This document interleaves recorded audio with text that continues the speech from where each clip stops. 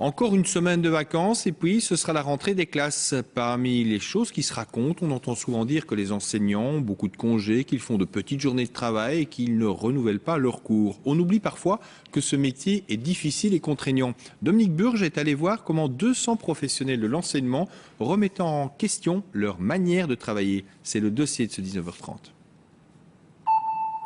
Non, ce n'est pas un campus. Oui, nous sommes bien en plein mois d'août et certains se retrouvent déjà sur les bancs de l'école. Ces élèves sont en fait des professeurs. Ils consacrent du temps, de l'argent pendant leur congé pour travailler leur métier d'enseignant. Quand on est jeune, on a besoin d'avoir un maximum d'idées. Et quand on est vieux, on a besoin de sortir de ces idées. Et donc, le problème de l'ancienneté, de l'expérience, c'est qu'on tombe vite dans la routine. Et donc ici, ça me permet de sortir ma tête de l'ornière, regarder un petit peu autour de moi, voir comment le monde de l'enseignement évolue. Les organisateurs proposent 10 ateliers. Dans celui-ci, on parle orthographe, grammaire, non pas pour revoir ses bases, mais pour apprendre, affiner de nouvelles méthodes qui répondront aux difficultés d'apprentissage des élèves. Et ça, c'est l'esprit des rencontres pédagogiques. Nous luttons principalement contre l'inégalité scolaire, car le système éducatif, encore aujourd'hui, tend à reproduire les inégalités sociales. Et nous tentons par notre action de réduire ces inégalités et de permettre aux enseignants de lutter contre et de permettre à chacun de trouver sa place dans le système.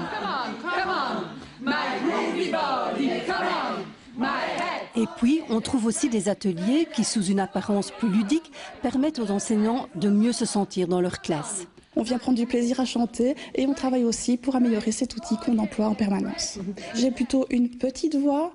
Si quelque chose m'énerve, elle monte très haut ou le débit s'accélère. Donc on prend le temps de faire des exercices de respiration, de sentir son corps et d'améliorer tout ça. Pour la plupart des participants, se former reste une démarche personnelle. Pour d'autres, c'est un projet de l'école. À cette table, une directrice et 2 de ses institutrices ont décidé de suivre un atelier sciences. Ça vaut la peine de consacrer 4 jours de nos vacances vraiment à préparer ce qui va aussi intervenir dans notre programme scolaire. Donc ce n'est que bénéfice pour les enfants ce qu'on fait ici. Mais ces rencontres pédagogiques, c'est aussi poser un regard critique sur le système scolaire en général et l'échec scolaire en particulier. Les questions qui remontent, c'est surtout finalement, est-ce que les formes d'enseignement ont été suffisamment pertinentes pour que l'enseignement passe et pour que les apprentissages se fassent. Et donc, réfléchir sur la remédiation, ça nous amène à réfléchir sur l'enseignement lui-même et surtout aussi sur les modalités d'évaluation. Les ateliers sont denses, les journées de formation sont longues, mais finalement pour ces enseignants et leurs élèves, la rentrée sera bonne. Ici, moi, je fais un plein d'énergie, d'idées, j'ose, j'avance.